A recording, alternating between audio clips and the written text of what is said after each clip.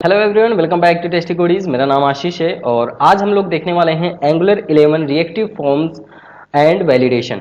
तो reactive forms और validation दोनों हम बनाएंगे, दोनों वैलिडेट भी करेंगे और विथ प्रैक्टिकल करके देखेंगे।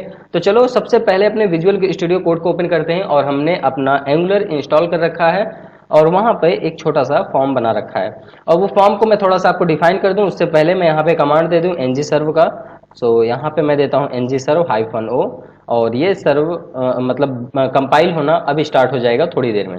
तब तक मैं आपको इसके बारे में थोड़ा सा बता देता हूँ। मैंने अभी तक सिर्फ फ्रेश एक एप्लीकेशन इंस्टॉल किया है और उस पर एक HTML पे एक छोटा सा फॉर्म बनाया है। मेन चीज फॉर्म पे नहीं होता, फॉर्म आप कहीं से भी उठा सकते हो, कोई भी बूटस्ट्रैप की टेम्पलेट उठा सकते हो फॉर्म्स का, कहीं से भी कोई कोड उठा के आप अपने फॉर्म्स लगा सकते हो, लेकिन उसमें वैलिडेट करना वो सबसे ज्यादा इंपॉर्टेंट होता है और किस तरीके से रिएक्टिव फॉर्म वर्क करता है उसको उसके लेबल का बनाना ये ज्यादा इंपॉर्टेंट है। तो मैं यहाँ पे आप जैसा कि देख पा रहे होंगे H1 angular 11 reactive forms and validation. Well मैं थोड़ा सा इस पे बूटस्ट्रैप अप्लाई करना चाहूंगा। सो इस वजह से हम क्या करेंगे, सबसे पहले बूटस्ट्रैप का CDN यहाँ से हम पिक कर लेते हैं और उसको अपने index.html पे पुट कर देते हैं, जिससे कि हमारा ये फॉर्म थोड़ा सा लुक एंड फील दे, क्योंकि अभी हमारा फॉर्म लुक एंड फील नहीं देगा।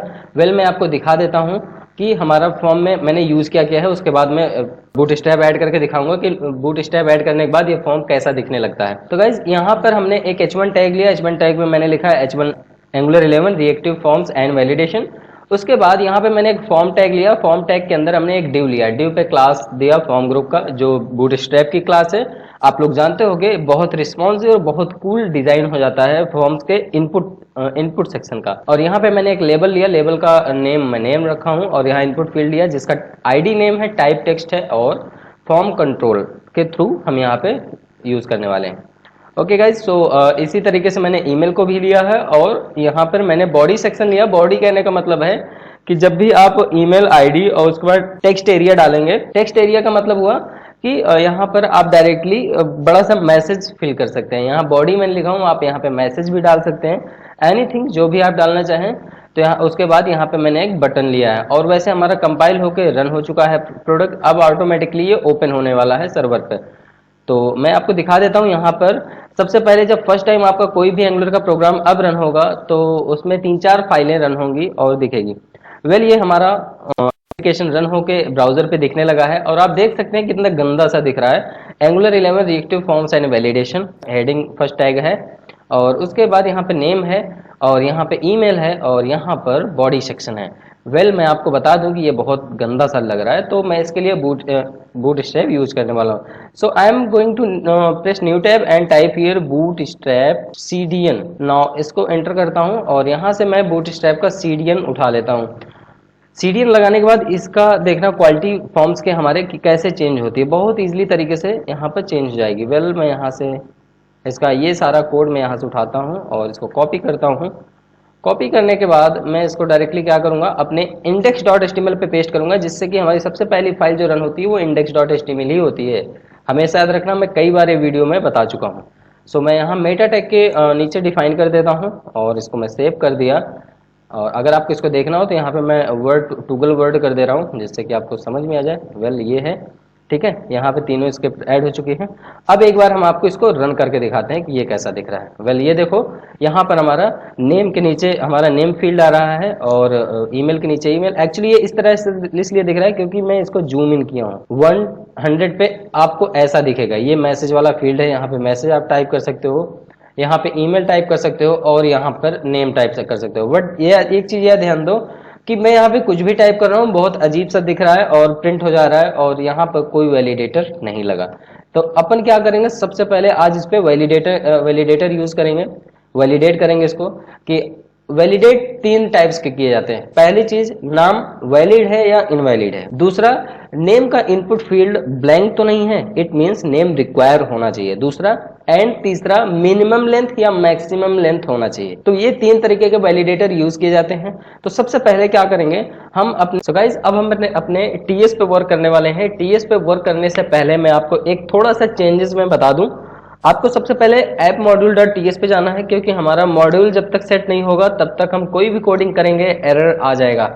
एरर इसलिए आता है जब भी हम कोई चीज़ एंगुलर की चीज़ें यूज़ करना चाहते हैं, कोई भी फाइल हो, कोई भी लाइब्रेरी हो, कोई भी पैकेज हो, तो उससे पहले हमें अपने ऐप मॉड्यूल को बताना पड़ता है कि हम ये मॉड्यूल यूज़ करने वाले हैं। आप इसकी सारी फैसिलिटी, इसके सारे कॉन्फ़िगरेशन आप हमें एक्सेस करने की, तो हमारा ऐप मॉड्यूल वही वर्क करता है। तो हम क्या यूज़ करने वाले हैं, पहले तो फॉर्म्स मॉड्यूल यूज़ करेंगे। तो हम यहाँ अपने इंपोर्ट सेक्शन पे आते हैं और यहाँ ऐड करेंगे फॉर्म्स मॉड्यूल।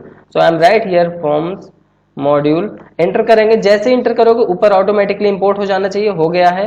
और इसी तरीके से एक और यूज करेंगे जिसका नाम है reactive forms module. Reactive forms module जैसे एंटर करेंगे, ये दोनों एक ही फॉर्म की एक ही फाइल की लाइब्रेरी है। @angular/forms के अंदर ये दोनों पैकेज पाए जाते हैं हमारे, ठीक है। तो हम इन दोनों को यूज करने वाले हैं और ये दोनों अब हम कैसे यूज करेंगे आपको दिखाते हैं। अब हम ऐप मॉड्यूल.ts को हटा सकते हैं, कोई इशू नहीं है। ऐप मॉड्यूल.ts को अब नहीं छेड़ना हमें। अब हम अपने टीएस पे आते हैं और यहाँ पे एक फॉर्म नाम का वेरिएबल लेते हैं जो ऑब्जेक्ट, एक नया ऑब्जेक्ट क्रिएट करेगा। ऑब्जेक्ट क्रिएट करने का मतलब आप लोग समझते चलिए। यहाँ पे मैंने लिखा फॉर्म्स, और फॉर्म्स लिखने के बाद यहाँ पर हम इक्वल न्यू फॉर्म ग्रुप हम यहाँ फॉर्म ग्रुप क्रिएट करेंगे, पैरेंथेसिस एंड ऑब्जेक्ट क्रिएट करेंगे। अब यहाँ पे हम जो जो फील्ड वहां लिए हैं उस फील्ड को यहाँ हम कैप्चर करने वाले हैं थ्रू द फॉर्म कंट्रोल। तो हम क्या करेंगे, name colon new form control, यहाँ फॉर्म कंट्रोल दिए और यहाँ पर हमने सिंगल कोट यूज किया। इसी तरीके से मैं उन दोनों फील्ड का फॉर्म कंट्रोल के थ्रू डेटा लूंगा। तो यहाँ पे सेम वैसे ही करूंगा, फॉर्म कंट्रोल अगेन सेम चीज, और उसके बाद फिर से हम यही करेंगे बॉडी सेक्शन के लिए अपने। सो मैंने यहाँ पे टाइप किया बॉडी और कोलन न्यू फॉर्म कंट्रोल। सो ये तीन चीज आप करने के बाद अब हमारे पास क्या होगा कि ये फॉर्म्स के अंदर डेटा तो आएगा, लेकिन हम यहाँ पे एक मेथड डिफाइन करेंगे। उस मेथड से क्या होगा, हमें कंट्रोल की वैल्यू पता चलेगी। इस कंट्रोल में क्या वैल्यू आ रही है वो हमें पता करना है। तो उसको पता करने के लिए क्या करेंगे, एक हम मेथड बनाएंगे गेट टाइप का, जिस नाम मेथड का दे रहा हूं एफ, सभी लोग देते हैं एफ नॉर्मल, आप भी कुछ भी दे सकते हो। यहाँ पे जिस नेम से दोगे उसी नेम से आप फॉर्म कंट्रोल को चेक करोगे कि क्या ये वैलिडेट है या नहीं है। तो ये एक सिंपल थिंग्स है, आप इसके लिए बहुत परेशान ना हो। यहाँ पे कर्ली ब्रैकेट ओपन करेंगे और यहाँ पर हम फिल करने वाले हैं रिटर्न यूज करेंगे क्योंकि हमारा डेटा रिटर्न होगा दिस डॉट फॉर्म्स डॉट, यहाँ पे हम कंट्रोल्स के थ्रू डेटा सारा ले लेंगे। अब डेटा तो हमने ले लिया, पर हमें दिखेगा कैसे, तो हम डेटा देखने के लिए भी एक मेथड यूज करेंगे, वो क्या होगा, सबमिट टाइप का। So let me right submit function, and यहाँ पर हम क्या करने वाले हैं, अब हम इस पे कंसोल डॉट लॉग करेंगे क्योंकि हम कंसोल पे देखना चाहते हैं कि हमारा डेटा एक्चुअली दिख रहा है या नहीं दिख रहा। सो कंसोल लॉग कोलन, यहाँ पे मैं दूंगा दिस डॉट फॉर्म की क्या देखूंगा, वैल्यू देखूंगा मैं। तो फॉर्म की वैल्यू चेक करना है मुझे, तो यहाँ पे सेव कर दिया। अब ये हमारा टीएस का कोड पूरा हो चुका है, लेकिन अभी मैंने वैलिडेटर वाला कोड टीएस पे नहीं लिखा, तो हम यहाँ पे वैलिडेटर वाला भी कोड लिखेंगे। अभी देखते चलिए, मैं आपको दिखाता हूँ। वैलिडेटर यूज करने के लिए सबसे पहले तो हमें यहाँ पे वैलिडेटर इंपोर्ट करना पड़ेगा, वो बाद में मैं इंपोर्ट कर लूंगा। सबसे पहले अपने HTML पे आता हूँ और HTML पे कुछ चेंजेस करने हैं। तो HTML पे गाइज यहाँ पर आपको फॉर्म ग्रुप पे फॉर्म देना पड़ेगा, जिस फॉर्म पे आप एक नया ऑब्जेक्ट क्रिएट कर रहे हैं, और NG सबमिट पे सबमिट बटन, जो हमारा सबमिट बटन टाइप है, सबमिट हिट होगा तो वो NG सबमिट के थ्रू होगा। अब हम यहाँ पे क्या करने वाले हैं, इस पे हम अपना एक सेकेंड टूल रैप कर देते हैं जिससे दिखे साफ। Okay perfect. अब हम यहाँ पे क्या करेंगे, ड्यू सेक्शन के थ्रू हम अलर्ट जनरेट कराएंगे कि हम पहले मैच करेंगे कि हमारा डेटा सही है या नहीं है, उसके बाद हम इसको चेक करेंगे। तो उसके लिए क्या करना पड़ेगा, सबसे पहले हम एक ड्यू क्रिएट करेंगे। ड्यू क्रिएट करेंगे तो कर लेते हैं ड्यू ngif से आप फैमिलियर हो गए, मुझे पता है जहां तक, क्योंकि मैंने सारे वीडियो में ngif का यूज किया हूं, तो आप लोग को अच्छे से आता होगा ngif डायरेक्टिव क्या होते हैं। वेल अब यहाँ पे हम देने वाले हैं f वही f जो हमने मेथड बनाया था, जैसे अभी पीछे एक सेकंड पहले बताया, f डॉट नेम डॉट। अगर f का नेम इनपुट फील्ड को कोई टच करता है, मतलब एक बार क्लिक कर देता है, क्लिक करने के बाद डायरेक्ट सबमिट क्लिक करता है, तो उसे एरर दिखाना चाहिए, तो उसे क्या बोलते हैं, टच, ठीक है, TOUCHED टच्ड। और या f dot name dot invalid भी तो हो सकता है ना, कुछ मान लो @ ये सब देने लगे यूजर, तो उस केस में भी ये हमें मैसेज दिखाए। कैसे दिखाए, सबसे पहले क्लास सेट करूंगा यहाँ पे अलर्ट नाम का, रेड कलर का अलर्ट अलर्ट करेगा डेंजर कलर का। तो ये कोड हमने लिखा। अब हम इंटर करते हैं। अब इस कोड के अंदर जो मैसेज हम प्रिंट कराएंगे वो मैसेज प्रिंट होगा। लेकिन उससे पहले एक चीज ध्यान देना, यहाँ पे मैसेज प्रिंट तो कराएंगे लेकिन वो भी ड्यू सेक्शन के अंदर। कैसे? ड्यू एस्टिक एनजी इफ पे हम यहाँ टाइप करने वाले हैं। अब यहाँ टाइप करेंगे कि क्या फील्ड रिक्वायर्ड है। मान लो टच तो किया, वो तो ठीक है, लेकिन टच करके आगे बढ़ जा रहा है, डायरेक्ट नेक्स्ट टैब पे जा रहा है, कुछ लिखा नहीं, तो वो रिक्वायर के सेंस में आता है। तो क्या करना पड़ेगा? f.name.errors.required है, तब उसको क्या मैसेज दिखाना चाहिए? Name is required. ये मैसेज हम प्रिंट कराएंगे, नेम इज रिक्वायर्ड। रिक्वायर्ड का आर छोटा ही होगा, ऐसा जरूरी नहीं कि आर छोटा होगा बड़ा होगा। अब मतलब एक नॉर्मल सेंटेंस जो जैसे होते हैं उसके हिसाब से मैंने बोला। तो नेम इज रिक्वायर्ड हो गया। एंड दूसरा इसी तरीके से मैं मैसेज एक और प्रिंट कराऊंगा, सेम एज दिस, बट थोड़ा सा चेंजेस होगा, वो मिनिमम लेंथ के लिए होगा। तो उसके लिए क्या करेंगे? इसको कॉपी पेस्ट किया और यहाँ पे मैंने लिया मिन LENGTH, मिन लेंथ। तो यहाँ पे मैं ले रहा हूँ name should B SHOULD should be minimum 3 character लिख देता हूँ। कैरेक्टर की स्पेलिंग गलत हो तो प्लीज डोंट माइंड। इसको मैं सेव करता हूँ। अब सेम इसी तरीके से मैं अपने ईमेल सेक्शन पे भी करूंगा। तो ईमेल सेक्शन पे भी करने के लिए मैं इसको तो कॉपी ही कर सकता हूँ, इस सेक्शन को पूरा, क्योंकि ये तो हमारा सब पे लगेगा। तो इसको मैंने कॉपी किया और अपने ईमेल वाले फॉर्म कंट्रोल्स के नीचे आया, इसको लिखा और यहाँ पर मैंने एक डिव क्लोज कर दिया। नाउ अब इसके अंदर हम यूज करेंगे, लेकिन इससे पहले इसको जो नेम है इसको ईमेल करेंगे, ईमेल, और यहाँ पर भी हम ईमेल करेंगे। और अब हम यहाँ पर फिर से उसी तरीके से मैसेज, लेकिन यहाँ पे अलग टाइप का हमारा कंडीशन चलेगा। ड्यू एस्टिक एनजी इफ इज इक्वल। अब यहाँ पे मैं टाइप करने वाला हूँ ईमेल एरर रिक्वायर्ड। पहला वाला जो होगा वो तो सेम ही होगा, f.email.errors.required, ये हमारा सेम ही होगा। तो यहाँ पे दूंगा ईमेल इज रिक्वायर्ड। और दूसरा वाला जो होगा ये थोड़ा सा हटके है, ये ईमेल के लिए बताएगा। ईमेल ऑटोमेटिकली वैलिडेट करेगा हमारा ईमेल का रिक्वायर्ड। तो इसको भी मैं सेम कैसे कॉपी करता हूँ और यहाँ पर आता हूँ और पेस्ट कर देता हूँ। पेस्ट करने के बाद यहाँ पे मैं एरर ईमेल करता हूँ, ठीक है, सिर्फ ईमेल। तो जो इसका वैलिडेटर है वो उसके पास ऑटोमेटिकली ये चेक करने की अथॉरिटी है कि ईमेल है कि नहीं है। तो email is please inter valid email, यहाँ पे हम टाइप करेंगे please inter valid email. Next हमारा बॉडी के लिए भी यही यूज करेंगे हम सेम।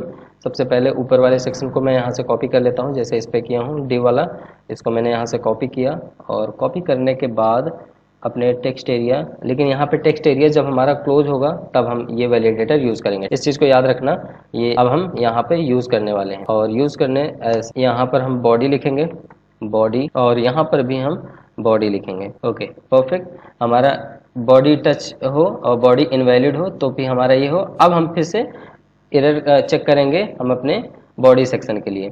तो बॉडी सेक्शन के लिए एरर हम चेक करेंगे तो यहाँ पे भी एक मैसेज प्रिंट कराते हैं, लेकिन यहाँ पे सिर्फ एक ही होगा, ये वाला। कॉपी करते हैं और पेस्ट कर देते हैं। यहाँ पर मैंने बॉडी दिया, यहाँ पे मैंने बॉडी दे दिया और यहाँ पे दिया message required, message is required. यहाँ पे आप दे सकते हो, कुछ भी दे सकते हो, या बॉडी इज रिक्वायर्ड कुछ भी दे सकते हो, लेकिन यहाँ पे सिंगल एक ही रह गया।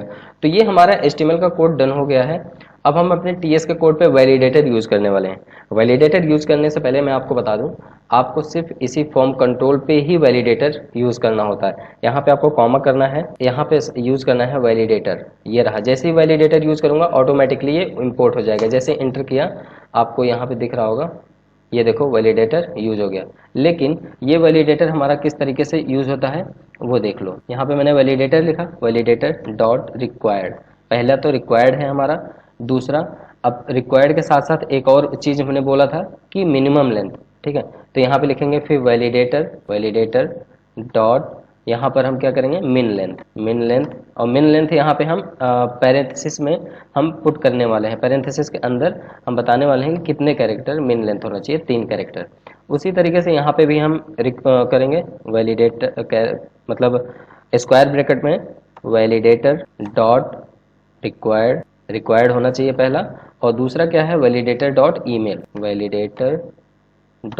ईमेल, तो हमारा ईमेल भी चेक करेगा।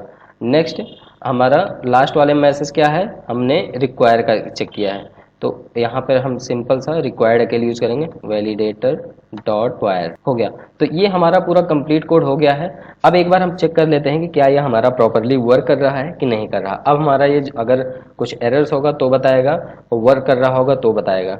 तो चलो एक बार चेक कर लेते हैं। सबसे पहले अपने ब्राउज़र पे आते हैं। ये हम अपने ब्राउज़र पे आ गए हैं और इसको एक बार रिफ्रेश कर लेते हैं। कंट्रोल शिफ्ट आर से रिफ्रेश कर लेते हैं, रीलोड कर लेते हैं, क्योंकि हमारा कंपाइल हो रहा होगा। अब देखते हैं, जैसे ही मैंने यहाँ पे टच किया और टच करके आगे बढ़ रहा हूँ तो देखो यहाँ पे दिखा रहा है नेम इज रिक्वायर्ड। एकदम इजीली तरीके से यहाँ पे आ रहा है, बहुत अच्छा लग रहा है, बहुत अच्छे से दिख रहा है। अगर इसको हम थोड़ा सा और जूम नहीं करेंगे, बहुत ज़्यादा हो जा रहा है, तो जूम आउट करते हैं क्योंकि हमें दिखना चाहिए। नेम इज रिक्वायर है, चलो मैं नेम 2 कैरेक्टर का दे रहा हूँ। तो देखो name should be 3 character message दे रहा है। जैसे ही 3 कैरेक्टर करूंगा वैसे ही ये हट जाएगा। 3 कैरेक्टर किया, वर्ड हट गया। तो इस तरीके से आप अपना रिएक्टिव फॉर्म्स बना सकते हैं। रिएक्टिव फॉर्म्स में वैलिडेटर यूज कर सकते हैं। ईमेल को भी चेक कर लेते हैं। ईमेल पे मान लो मैंने टच किया और एग्जिट कर दिया तो ईमेल इज रिक्वायर्ड दिखाने लगा। अब ईमेल पे हम चलो कुछ मान लो ईमेल दे देते हैं ABC, ये AASSS लिख दिया, प्लीज इंटर वैलिड ईमेल दिखा रहा है। अब वैलिड ईमेल कब चेक करेगा, सपोज ASHISH @ किया और यहाँ पे कुछ भी @ के बाद कुछ भी मैसेज दे के इंटर करता हूँ, तब देखो ये एक्सेप्ट कर ले रहा है। डॉट लगाया, अब उसके बाद फिर सब डोमेन भी देना पड़ेगा तब चेक करेगा। तो ये बहुत अच्छा मतलब बहुत कूल हमारा वैलिडेटर है। तो मैं यहाँ पे टाइप कर दे रहा हूँ और ये मैंने ईमेल दे दिया।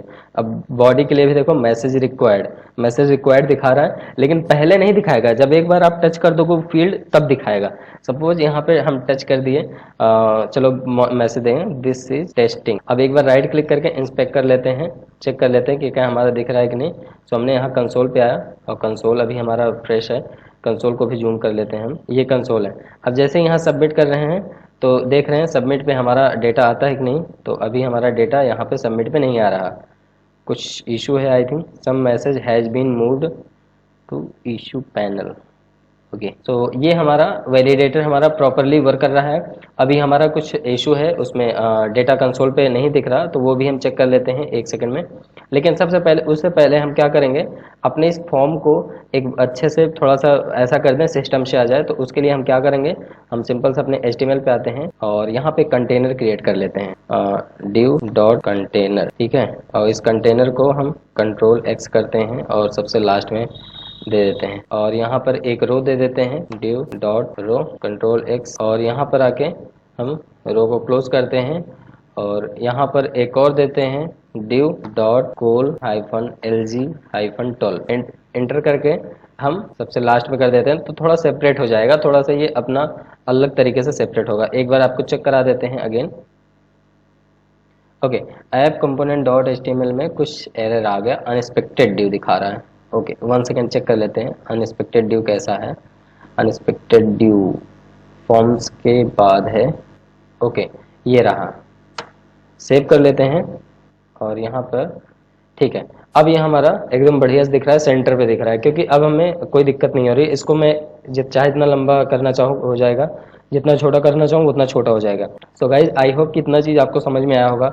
और जैसे सबमिट कर रहा हूँ बाय डिफ़ॉल्ट, एक बार रिफ्रेश करता हूँ और उसके बाद बाय डिफ़ॉल्ट सबमिट करूँगा तो देखना बाय डिफ़ॉल्ट सबमिट कर रहा हूँ तो अभी हमारा सबमिट नहीं हो रहा। जब हमारे यहाँ पे डेटा आ जाएगा तब ये सबमिट हो जाएगा। वेल, इसके लिए मैं देख लेता हूँ हमारा डेटा क्यों नहीं आ रहा कंसोल पे। तो नेम है, ईमेल है और बॉडी है। यहाँ पे this dot form dot controls, ठीक है। कंट्रोल्स पे डेटा हमारा क्यों नहीं आ रहा, फॉर्म्स डॉट वैल्यू, सबमिट पे फॉर्म्स डॉट वैल्यू आएगा।